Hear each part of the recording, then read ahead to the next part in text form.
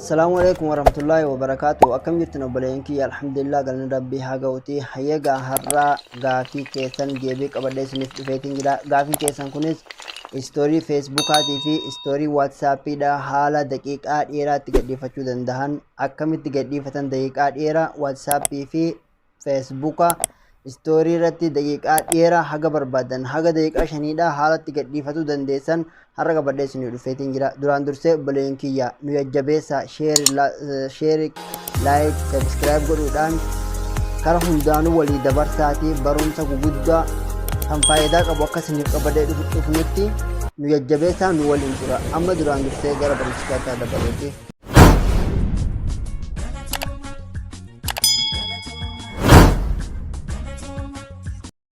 Hayyeegaa obboleeyyan kiyya qalbiidhaan nafaana tura. Duraan dursinee waatsaappii hasheen nuti waatsaappii yeroo isiniin jedhu kana waatsaappii kan googaalii pilaastoorii irraa argamu osoo hin taane kan googaal kiroomii irraa kan argamu. Waatsaappiin kan pilaastoorii irraa argamtu tuni faayidaa takka hin qabdu. Warroonni waatsaappii ishii xiqqoo pilaastoorii irraa argamtanatti fayyadamtan tuni faayidaa hin qabdu. Gara waatsaappoota kun jara kanatti dhuftan isin gaafadhaa jarri kun bareeda akkamna faayidaa waa baay'ee sitingii baay'ee of keessaa qaba. Garuu irra deebiidhaanis waan isa keessa jiru isin agarsiisuu hin danda'a. Waan isin dhibe immoo koomentii irratti naa barreessuu dandeessanii deebi'een qabadhee isinii dhufe isiniif deebi'ee dhufa jechaadha.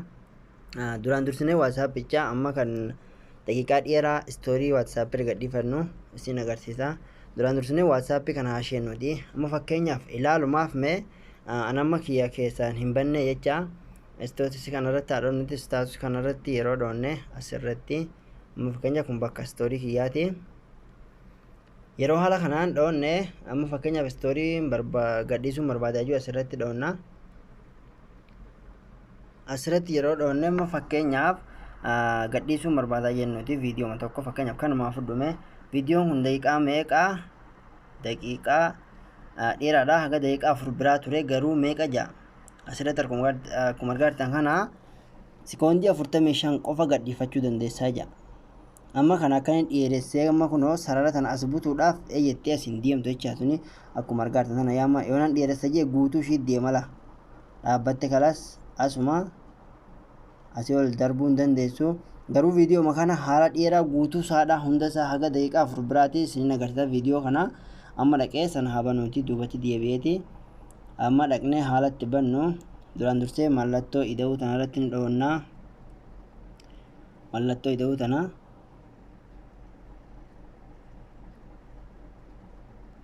irratti dhoonnaa. Mallattoo ida'uu tanarratti yeroo dhoonne haala kanaan nuuf fidaa. Mallattoo ishii tanarratti ni dhoonnaa akka fakkii kaltuu jiru tana asirratti dhoonne ni si'ana sitingii isaa keessatti eessarra dhoonnaa. Hoomii iskiriin bakka jedhu kana hoomii iskiriinii hoomii kanarratti dhoonneeti ni si'annaa. Istaatus bakka jedhu kana asirratti istaatus kanarratti yeroo dhoonne haala kanaan nuuf fidaa. Ol bunneeti asirratti yeroo dhoonne asirratti nuuf fidaa 5 minutes istaatus bakka jedhu kanatti 5 minutes haga daqiiqaa 5 gadhiifachuu dandeessan kan jedhu kana maal goona raayitii tanatti banachuu qabna. Asitti kunoo raayitii tana banna gizee teessan amma cufaa haala kanaan jirti ni agartanii ishii ni banna. Amma ishiin banamteerti duubatti deebinee isin agarsiisa.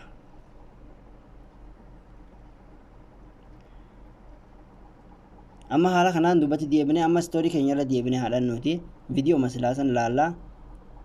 Amma ni agartanii asirratti yeroo haala kanaan seenne ammas istoorii keenya irratti haadhannu istoorii gadhiifachuu barbaanna jenna. Amma fakkeenyaaf viidiyoo silaasuun kana duraan meeqa fide asitti akkuma gaartan kun akkuma arguu jirtan kana daqiiqaa 3 fi amma kan nuuf fide jiru daqiiqaa 3 fi sekoondii 5 yaani daqiiqaa 4 jecha daqiiqaa 4 viidiyoon kuni viidiyoo kana guutuu gadhiifachuudhaaf kunoo hagaan barbaade tokko asitti akkuma argitan sararri tun gizee irra naaf hin butamtu jecha daqiiqaa sekoondii 45 caala. Amma guutuu isaa gadhiifachuudhaaf tanumaan dhaakalas na eeyyamee jira jecha eeyyama naa kennee jira. Akkuma argitan asitti eeyyama naa kenneera tana dhahennaan kalaas guutuun isaadha gadi naa darbe akkuma argitan asirratti guutuun gamaa gamanatti naa dhufee jira ni agartanii.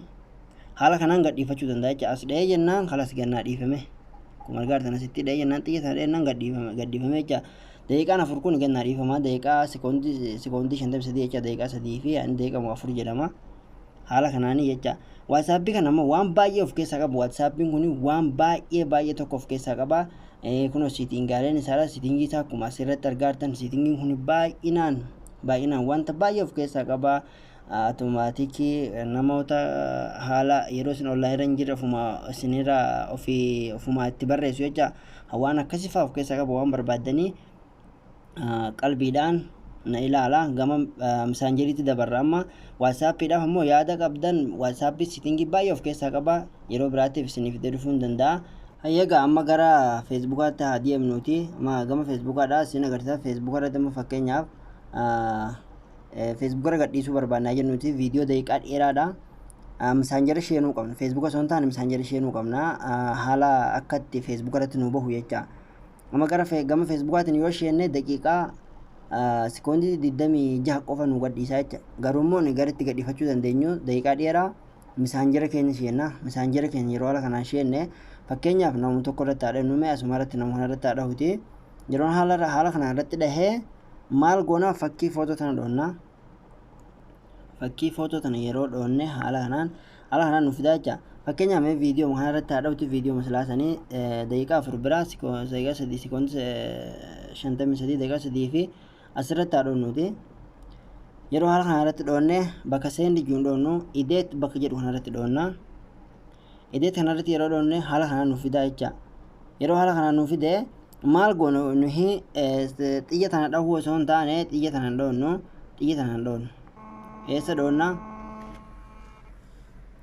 Bakka your story bakka jedhu kana asirratti dhoonna. Your story kana irratti dhoonna.